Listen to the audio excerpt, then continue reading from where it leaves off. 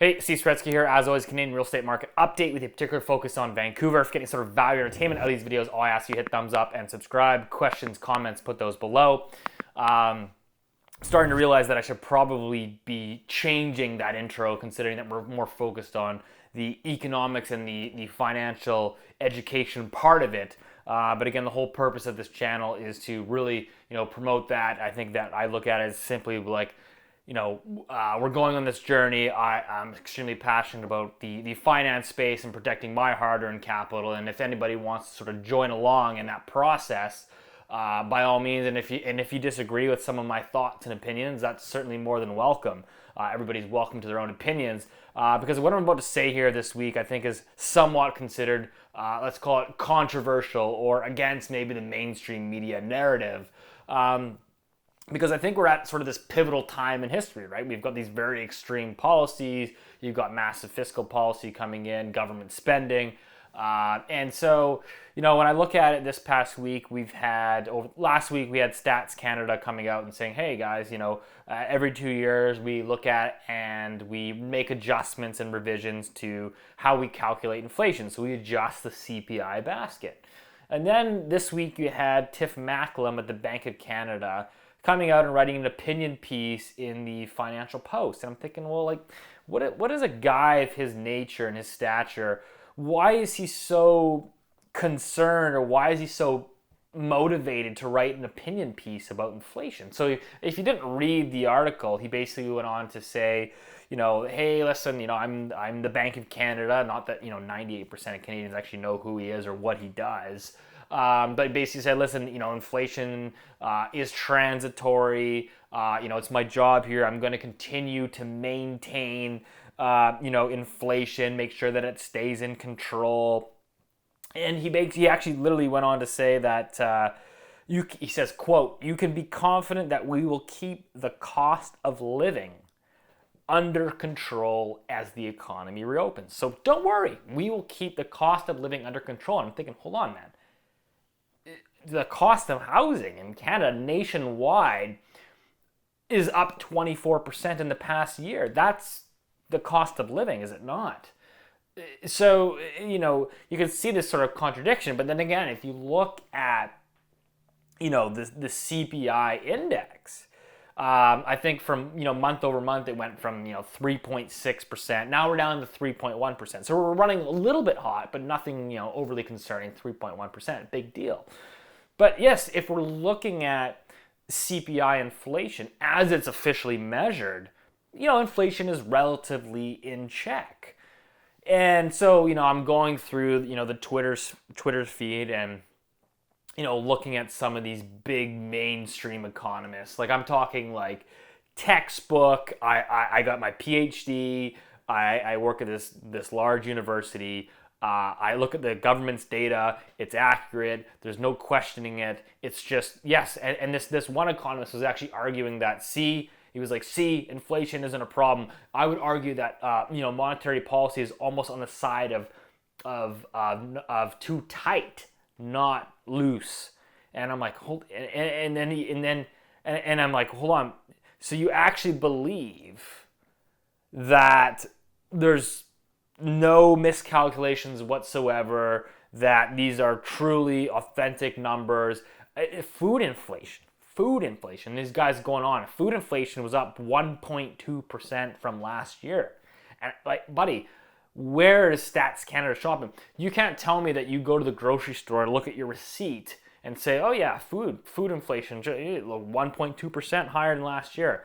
I don't know about you. I don't know where you guys shop, but every grocery store that I go to, butcher shop, vegetables, I can tell you that my grocery bill is up a hell of a lot more than 1.2% year over year. But this is part of the bigger thing that I'm trying to allude to in this week's video, is that, again, it might sound controversial, but it's okay to question the official narrative that is being expelled to you. It's okay to question that your food inflation might be higher than 1.2%. It's okay to question that housing and shelter costs might be up more than 3%. Again, particularly when you look at, national home prices rising 24%. It's okay to question, the way that the government, for example, this is part of the housing and shelter component, it's okay to question the way that they track rent prices. So, for example, how do they track rent prices here in Canada? Well, they go and survey large property managers in, rental apartment buildings. So they're looking at it and saying, hey, what's your average rent roll? It's like, well, you've got people that have been locked into the same rental unit for the last 15 years without a rent increase. Of course, that rent, but if you actually look at, say, turnover rents, they've been going up double digits over the last 7 years. And so this is, again, part of the bigger picture. And you start to reverse this backwards, and you go, okay, well, why does Tiff Macklem have to come out and write an opinion piece telling people that don't worry about inflation? Like, does that not make you think that he's trying to get out a narrative? He's trying to create a narrative. Now consider this. Everybody knows how propaganda works. I mean, it's been used for centuries. If you can control the narrative, you can control the people. So if you have the narrative on your side, I mean, you can convince people to go to war. I mean, God forbid if anybody actually wants to read into, Nazi Germany in the 1930s. I mean, how does a guy like Hitler, for example, convince people to commit mass genocide? I mean, it's just, if you control the narrative and the media, you can control what anybody wants to do. And so I think what I'm ultimately trying to get here is the fact that you have, unfortunately, and then people don't like to think that they're being controlled, but I look at CPI and I look at monetary policy as a political tool. It's a political tool that is used for political gain in whatever way that you see fit, or whatever way the government sees fit. And this is not a new situation. So again, all we have to do is look at, just this past week as well, the federal government coming out announcing, hey, we're extending, CERB. We're extending, so they extended every single pandemic-related, subsidy has been extended. They extended it till, I believe, close to the end of October now. And notice that this every 2 or 3 months, this keeps getting extended and extended and extended. So you've got, the wage subsidies continuing, the income subsidies are continuing, the rent subsidies are continuing. And it's almost like you don't have an election coming up in the fall. Like that probably has nothing to do with it. Of course not.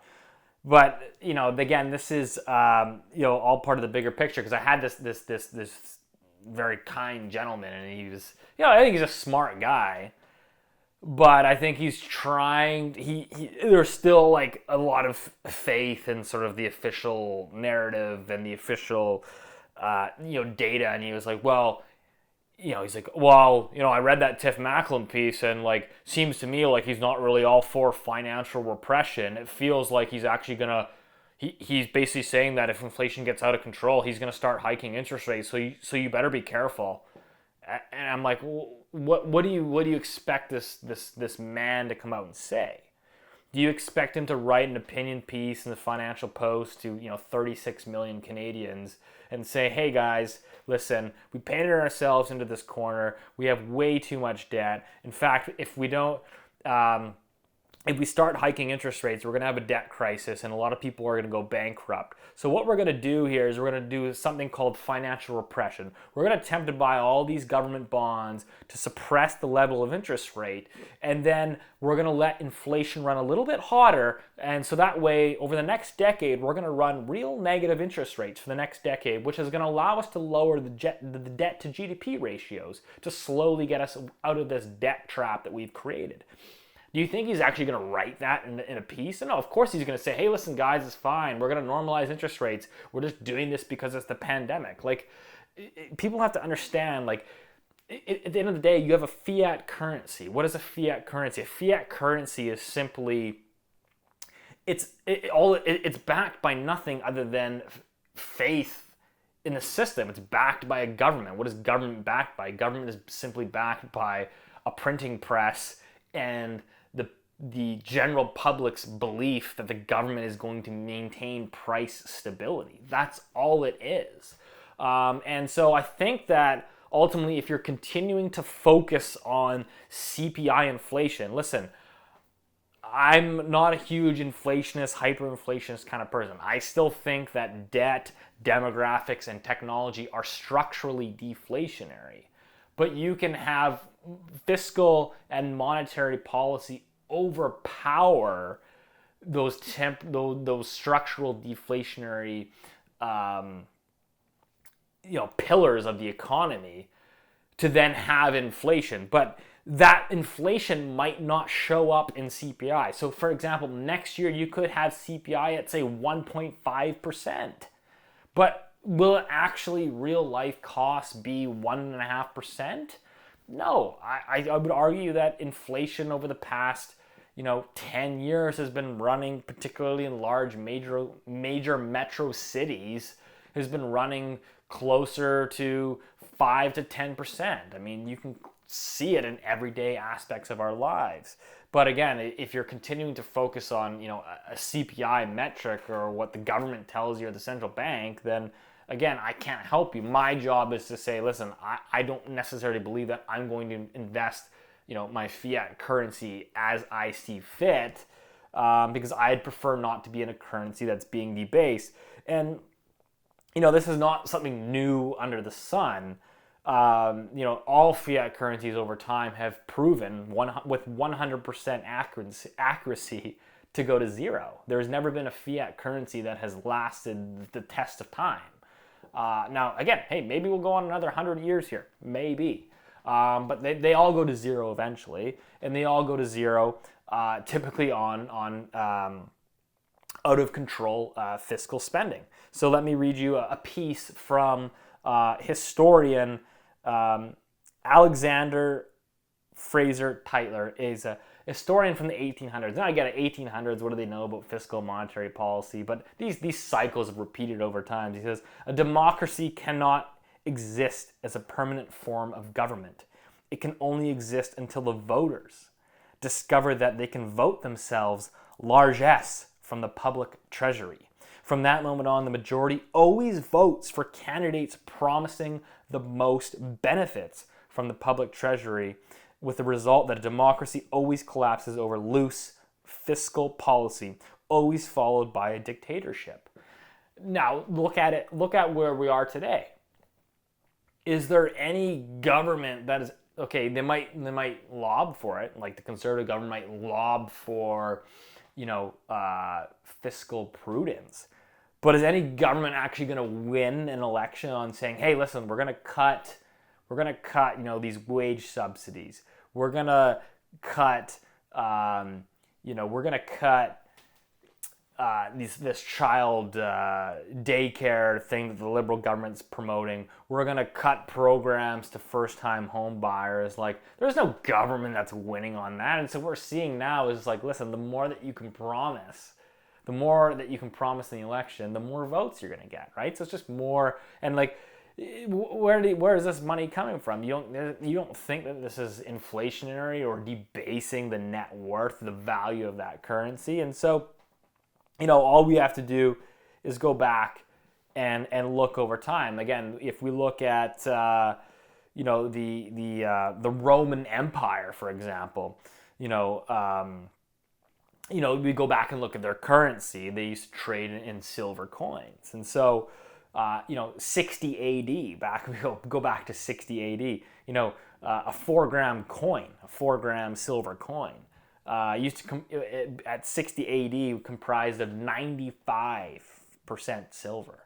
95% silver. By 110 AD, it went down to 85. So the typical coin went from 95 down to 85% current of silver, and then by 170 it went down to 75%, and by 270 AD there was only 5% in these silver coins. So it was basically just metal. They started mixing metal into the silver and devaluing the actual coin. Now, of course, today you basically just, it's all digital currencies, right? It's all digital money. It's just all it is it's a keyboard entry in a computer. That's all fiat currencies. Like if you look at your checking account, online, that all it is just numbers on a screen telling you what that is. There's nothing backing it other than the bank says there's $300,000 in your checking account. And so yeah, what you can see here is basically the devaluation, of the Roman Empire's currency, of the silver devaluation, and of course, they eventually failed, obviously, like all democracies and currencies do. But we can look here today again at the U.S. dollar, right? I mean, what is the purchasing power of the U.S. dollar? Now, again, inflation might be stable at 1.5%, 2.5% per the official data, but what you're seeing is like the inflation is all in the asset prices, right? So like house prices are way up, stocks are way up. We've got cryptocurrency going up, so that the actual purchasing power of the average, $1 is continuing to fall. So that's kind of what I wanted to allude to, in this week's video, is that I think it just requires like critical thinking, right? So if you just look at, you look at the official government statistics. I don't know, again, if any of you have been involved in, Stats Canada surveys. I have. They've called me. They've asked me to input information about my businesses. And these surveys are just like, they're just these like arbitrary, vague questions that can easily be filled out incorrectly. Again, I look at the rental data here, how they calculate. I look at how they calculate resale home prices. And I'm like, man, this is so flawed. My understanding here in BC, for example, is that the BC government isn't able to actually capture yet the technology sector as a portion of GDP. And like, well, how are they missing that? Like, that's a pretty important component of GDP. And the fact that we're setting, monetary policy based off of this data, like, it is so insane. And the fact that, central banks today are saying, okay, well, for the past decade, we've had a 2% inflation target, and we've only really averaged, over the past decade, we've only averaged 1.8%. That, okay, well, now we're gonna go to inflation averaging over the long run because we missed the official inflation by 0.2. Does anybody else think that's absolutely batshit crazy? That because you went from you didn't hit 2, but you hit 1.8, that is actually making a significant impact on everyone's lives, that we should automatically keep rates low for the next 2, 3, 4 years because 1.8 and not 2. So again, I think this just requires critical thinking. And again, I have to laugh when I see these PhDs commenting on Twitter about government CPI and just putting it up on a pedestal and praising it as if there's simply no flaws in the way that the data is collected, or there's no critical thinking on that. Perhaps we have the framework wrong about how we set monetary policy or how we're running fiscal policy. It's just trust them. They know. So anyways, that's all I got this week. I think it just applies to critical thinking. Hopefully these videos help. Again, you're certainly more than welcome to disagree with me. I don't think I have all the answers, but I'm certainly trying to find them all. And we'll continue on this journey. So see you next week.